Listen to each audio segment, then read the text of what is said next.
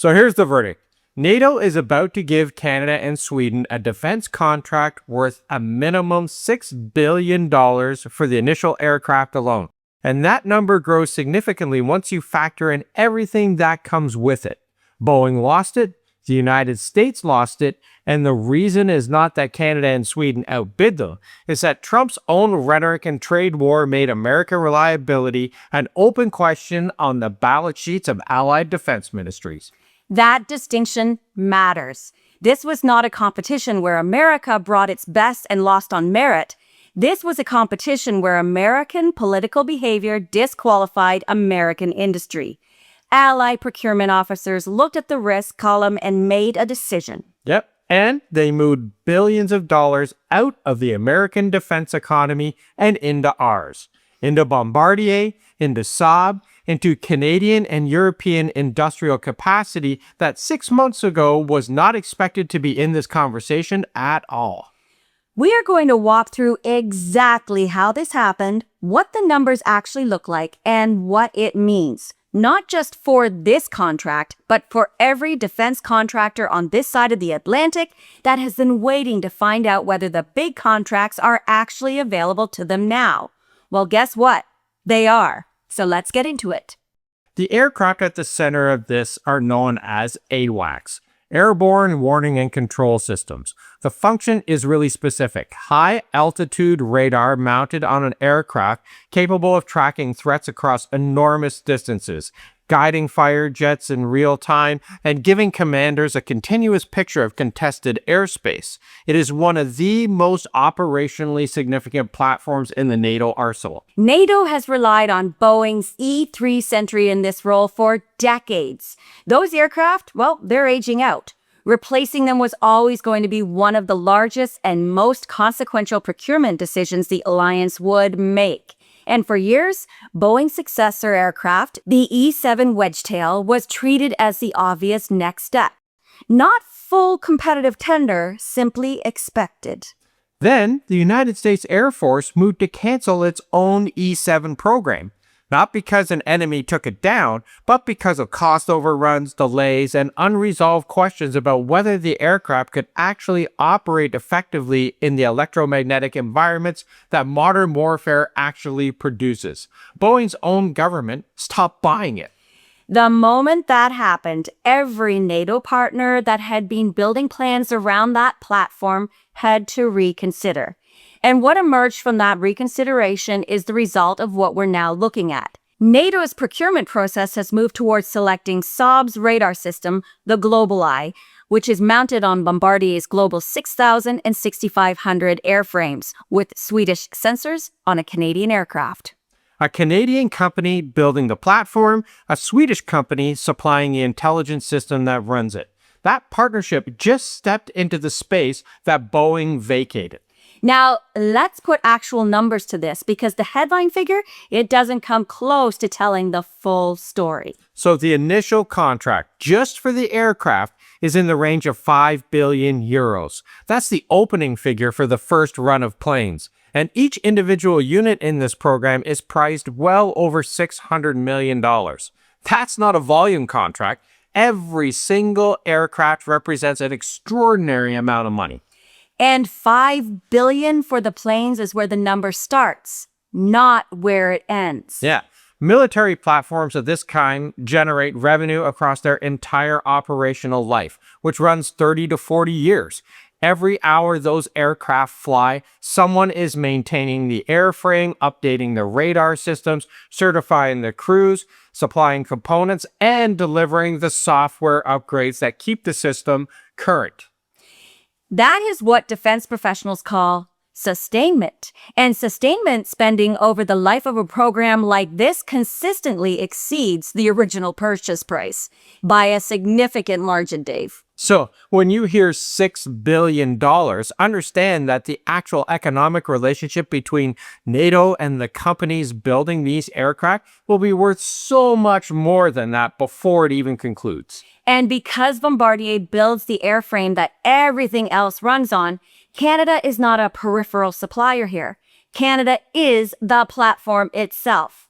Every hour of flight, every maintenance contract, every upgrade cycle runs through Canadian Aerospace. Trump's trade war just handed Canada and Sweden a generational industrial relationship with NATO's air surveillance backbone.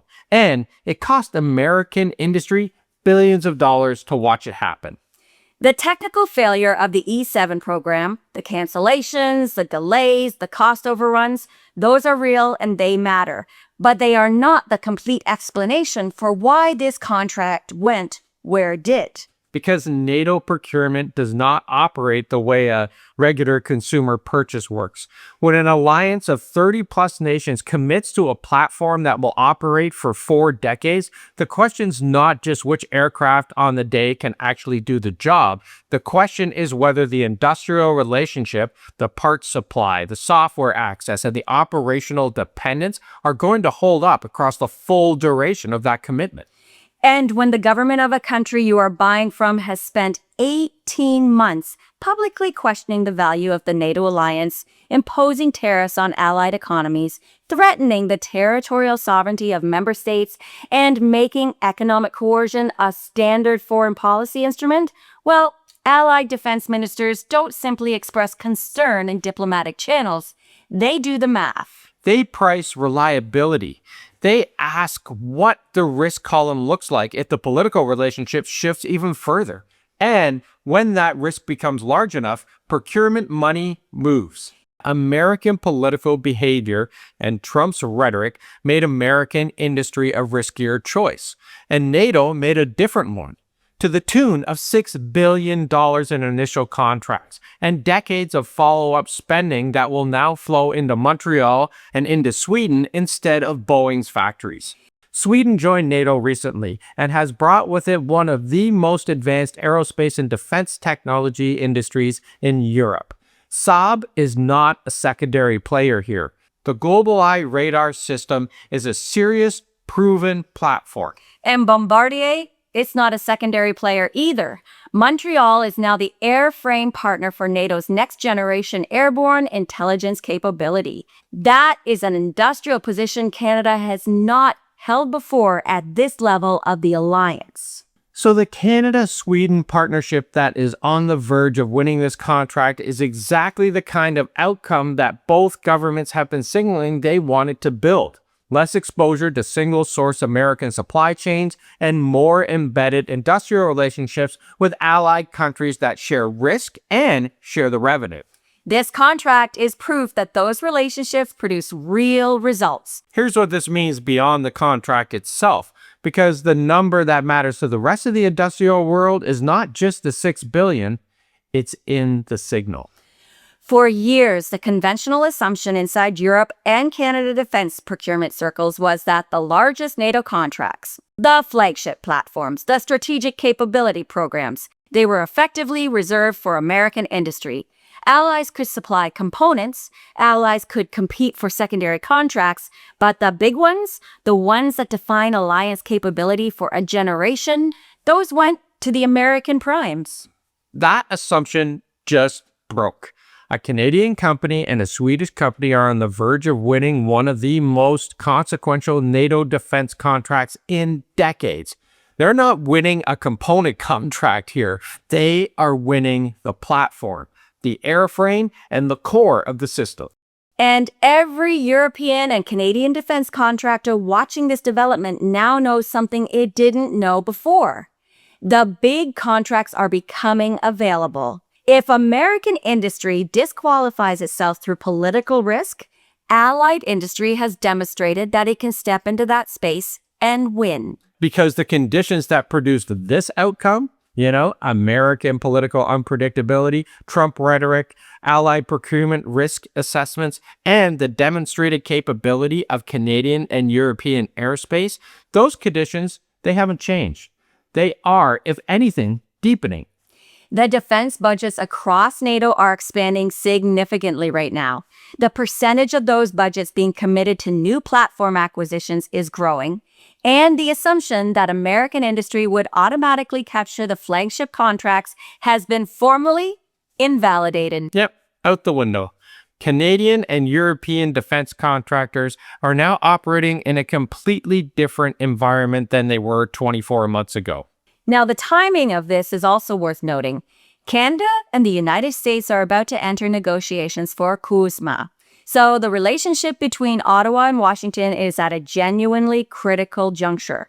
Economic terms that will define the bilateral trade relationship for years are going to be negotiated in the coming months. And right at that moment, right before those conversations get serious, NATO's procurement process is about to award a multi-billion-dollar defense contract to Canadian and Swedish industry over Boeing. So the administration that has made America first the organizing principle of its foreign policy is watching allied procurement money, billions of dollars, leave the American defense economy and move to Canada and Europe because of its own political behavior. So here's the question. Given that Canada is about to win a central role in NATO's most significant new defense platform, and given that Canada is about to sit down with the United States for CUSMA negotiations, does the Carney government use this moment to push harder on economic terms? Or does it take a measured position and avoid escalating the defense dimension of the relationship? Tell us what you think in the comments because we read every one of them. And if this connects dots that the mainstream coverage completely skipped, share it. And if you're not already with us, subscribe because we cover stuff like this every single day. And check out our pinned comment below for Substack, the A-Team, and our merch store. Thanks for watching, everybody, and we'll see you tomorrow. Ciao for now.